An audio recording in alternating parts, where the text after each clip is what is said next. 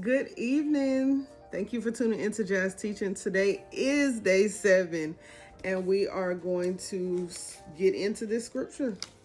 So our scripture for day 7 is Psalms 46 and 10. I'm sorry, you guys.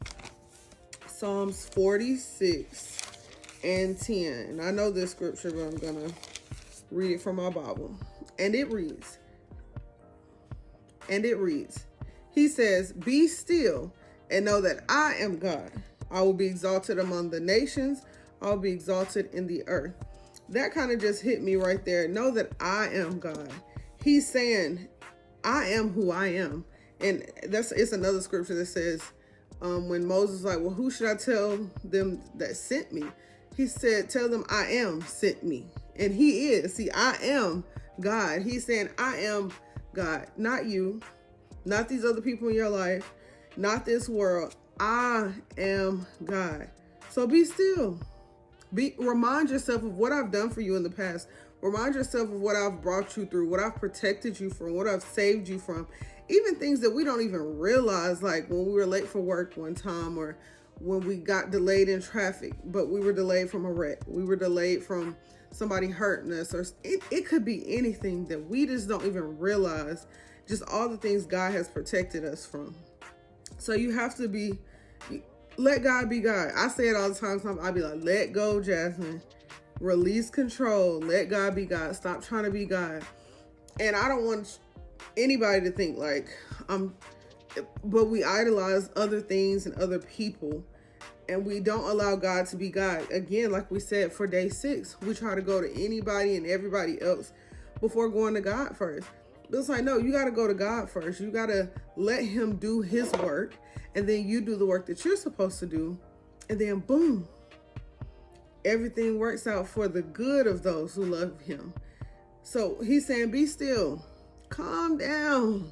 Stop trying to do everything. Stop trying to control everything. Stop trying to be everything to everybody. Be still. Now, I want to know, being still does not mean do nothing. Waiting does not mean doing nothing.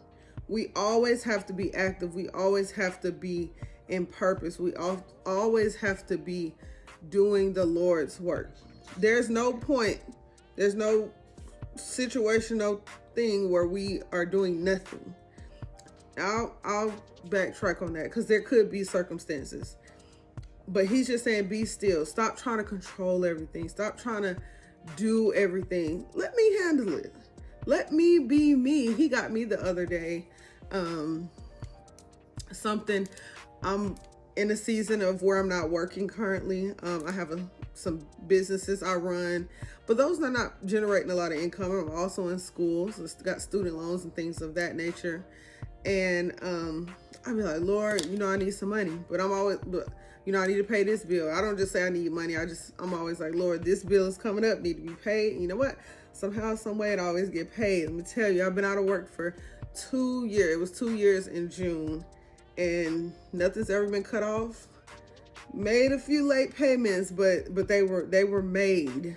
Nothing was cut off or anything of that nature. Never missed a meal or any of these things. Like, he's always provided and made a way. But when I'm needing a bill pay, I'm like, okay, Lord, I'm doing a bake sale, or I'm doing something to make some money. So I'm like, hey, this is the amount of money I want to make. Or, Lord, I don't want you to just give me no money. No, I'm willing to work for the money. I always prayed that, thought it was good, cool. But the other day he said something to me, and he was just like, with your finances, you still trying to control it. Even when you're praying, like, Lord, let this amount of money come my way, I'll earn the money. You don't have to just give it to me. He's like, what if I just want to give you the money? What if I want to use somebody to bless you to be able to pay your bills? But no, you finding ways on your own and then asking me to bless those. Do it my way. Release control, Jasmine. Be still and know that I am God. Stop trying to be God. And I was like, I was shocked because I'm like, yeah, I don't want to feel like I'm, taking advantage of him or anything. But it's like, he called me out of my job. I would still be working in my job today. I'm positive I would still be probably where I wasn't supposed to be, but I would still be there working that job today if God hadn't called me out of it. And that was a hard thing to do. It took me months. He literally started speaking to me in February about it 2 years ago. I didn't leave till June. It took me some months to like actually take that leap of faith, because I'm like, Lord, like, how am I provide? He like, let me show you I can provide for you. I don't need you to worry about anything. Do what you're supposed to do. Let me do me. So that's my testimony. Let God be God. Stop trying to control everything. So our reflection question today is, what is God asking me to release so I can listen? I just gave y'all a whole story. Control. I'm always trying to control something. I'm always trying to do it on my own. I'm always trying to, it's me. And Lord's like, no, let me do it. Let me handle it. Release that control. That's just something I have issues with. I like to just go and do it myself, get it done, do it right. But with God's way is always right. So it's like, okay, Jasmine, you gotta back off a little bit. Let your hands go. Release your hands.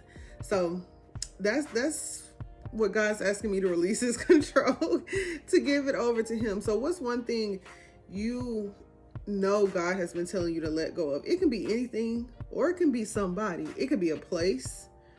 You just never know. Everybody is different. So think for yourself.